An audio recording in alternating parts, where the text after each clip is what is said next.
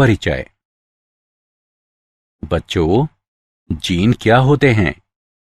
Gene आनुवंशिकता की इकाई है जो निश्चित लक्षणों की अभिव्यक्ति की जानकारी स्थानांतरित करने के लिए जनकों से संततियों में स्थानांतरित किए जाते हैं। बिल्कुल सही। क्या तुम इस चित्र में दर्शाई गई संरचना की पहचान कर सकते हो? यह एक गुणसूत्र है। तुम सही कह रहे हो। हम जानते हैं कि जीन निश्चित विशेषकों की अभिव्यक्ति को प्रभावित करते हैं। इसी तरह गुणसूत्र भी एक लक्षण की वंशागति को प्रभावित करते हैं।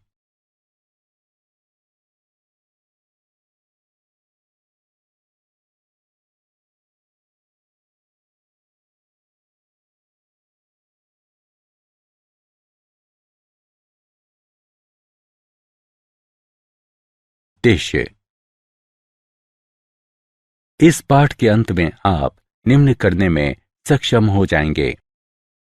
वंशागति का क्रोमोसोम सिद्धांत समझना, जीन तथा क्रोमोसोम के व्यवहार प्रतिरूप के बीच अंतर करना, सहलग्नता की घटना को समझना, पुनर्योजन की घटना को समझना। 1900 तक मेंडल के कार्य की अमान्यता के कारण।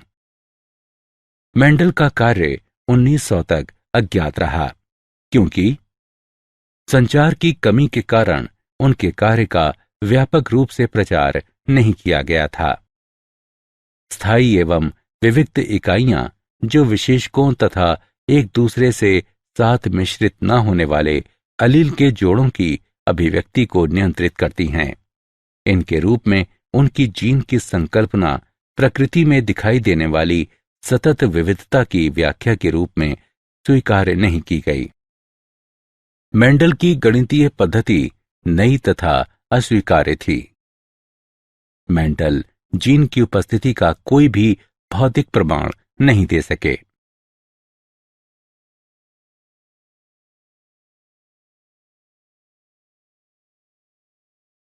क्रोमोसोम यानी गुणसूत्र की खोज। 1900 में क्रोमोसोम की पहचान केंद्रक के भीतर रंगीन कार्य के रूप में की गई जो कोशिका विभाजन के ठीक पहले द्विगुणित और विभाजित होने में भी सक्षम थे। परिणाम स्वरूप डी व्रीज, कॉरेंस और वॉन शेरमाक ने मेंडल के कार्यों की पुनः खोज की। सन 1902 में अर्धसूत्री कोशिका विभाजन के दौरान क्रोमोसोम की गति की पहचान की गई।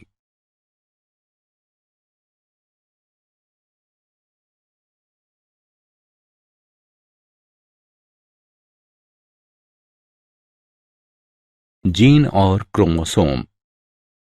जीन युग्म के दो अलील समजात क्रोमोसोम पर समजात स्थलों पर स्थित होते हैं।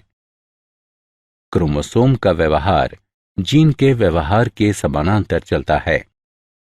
क्रोमोसोम पर उपस्थित दोनों जीन युग्मक निर्माण के दौरान इस प्रकार विसंयोजित होते हैं कि प्रत्येक जोड़े में से केवल एक ही युग्मक तक पहुंच पाता है। जीन या क्रोमोसोम के युग्म का विसंयोजन एक दूसरे से स्वतंत्र होता है।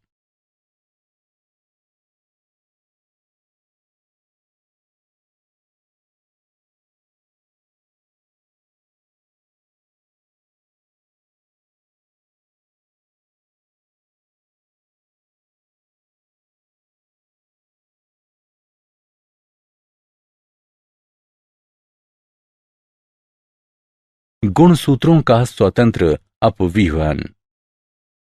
अर्धसूत्रण की पश्चावस्था एक के दौरान क्रोमोसोम के दो जोड़े एक दूसरे से स्वतंत्र रूप से पंक्तिबद्ध हो सकते हैं, जैसा कि आलेखीय निरूपण में दर्शाया गया है।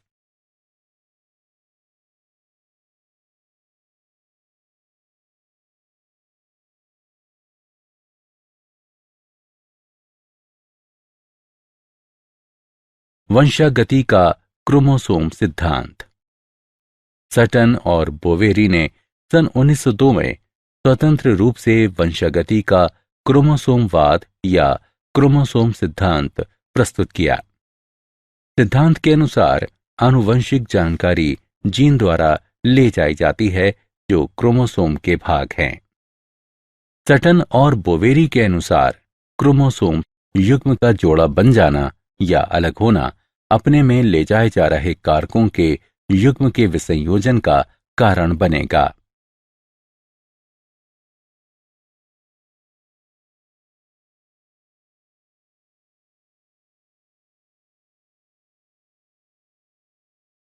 वंशागति का क्रोमोसोम सिद्धांत का प्रयोगात्मक सत्यापन। वंशागति का क्रोमोसोम सिद्धांत का प्रयोगात्मक सत्यापन थॉमस हंट मॉर्गन द्वारा फल मक्खी ड्रोसोफिला मेलनोगैस्टर पर किया गया। ड्रोसोफिला मेलनोगैस्टर ही क्यों? वे प्रयोगशाला में साधारण कृत्रिम माध्यम पर वृद्धि कर सकती हैं। वे अपना जीवन चक्र लगभग 2 सप्ताह में पूरा करती हैं। उनमें लिंगों का विभेदन स्पष्ट था। इनकी आनुवंशिक विविधताओं को कम क्षमता वाले माइक्रोस्कोप से देखा जा सकता है।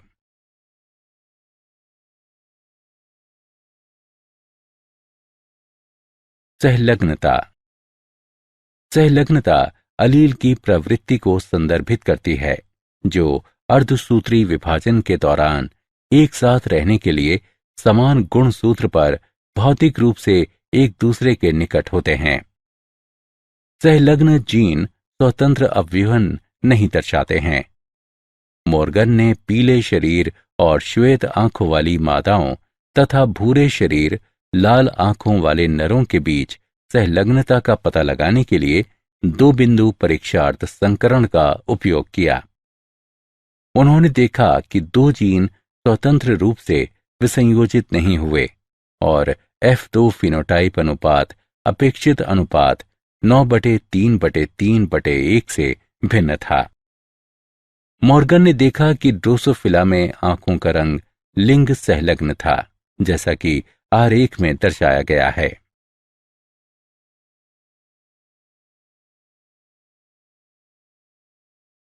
विनिमय। विनिमय समजात गुणसूत्रों के बीच गुणसूत्रों का भौतिक आदान प्रदान को संदर्भित करता है। ये अर्धसूत्री विभाजन एक की पूर्वावस्था में होता है।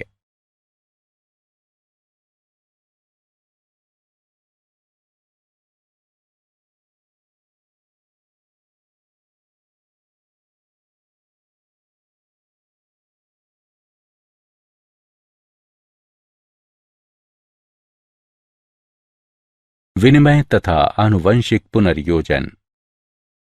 विनिमय के परिणाम स्वरूप समजात युग्मों के बीच आनुवंशिक जानकारी का पुनर्योजन होता है। पुनर्योजन अर्धसूत्री विभाजन के दौरान समान गुणसूत्र पर अलील के आनुवंशिक अभिव्यूहन को संदर्भित करता है। सहलग्न जीन कम पुनर्योजन आवृत्ति दर्शाते हैं क्योंकि ये जीन स्वतंत्र रूप से अपव्यूहित नहीं होते हैं। 2 सहलग्न जीन के बीच की दूरी का निर्धारण तब होता है जब वे विनिमय या आवृत्ति दर्शाएंगे। आनुवंशिक मानचित्रण।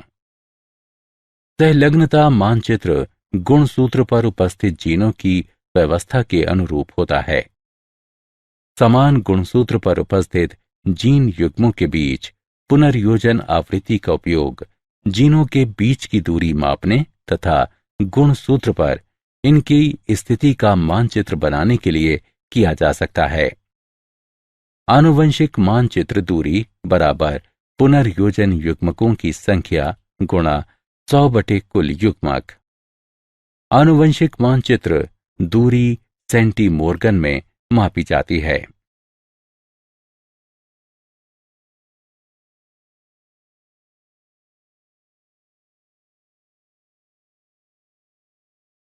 क्या आप जानते हैं सहलग्नता मानचित्र का उपयोग हेलियोथिस और हेलिकोवर्पा पीड़कों का प्रतिरोध करने की कीटनाशकों की क्रियाविधि का अध्ययन करने के लिए किया जा सकता है। सहलग्नता मानचित्र एक विशिष्ट विभेद में विशिष्ट कीटनाशक का प्रतिरोध करने में योगदान करने वाले सहलग्नता समूहों की संख्या का निर्धारण और उनकी पहचान करता है। सारांश। आइए हमने जो कुछ सीखा है उसे संक्षेप में दोहराएं। सटन और बोवेरी ने सन 1902 में स्वतंत्र रूप से वंशागति का क्रोमोसोमवाद या क्रोमोसोम सिद्धांत प्रस्तुत किया। सिद्धांत के अनुसार आनुवंशिक जानकारी जीन द्वारा ले जाई जाती है जो क्रोमोसोम के भाग हैं। मेंडल का स्वतंत्र अव्यूहन का नियम उन जीनों के लिए सत्य नहीं हुआ जो समान गुणसूत्रों पर स्थित थे। ये जीन सहलग्न जीन कहलाते थे। विनिमय के परिणाम स्वरूप समजात युग्मों के बीच आनुवंशिक जानकारी का पुनर्योजन होता है। सहलग्नता मानचित्र गुणसूत्र पर उपस्थित जीनों की व्यवस्था के अनुरूप होता है।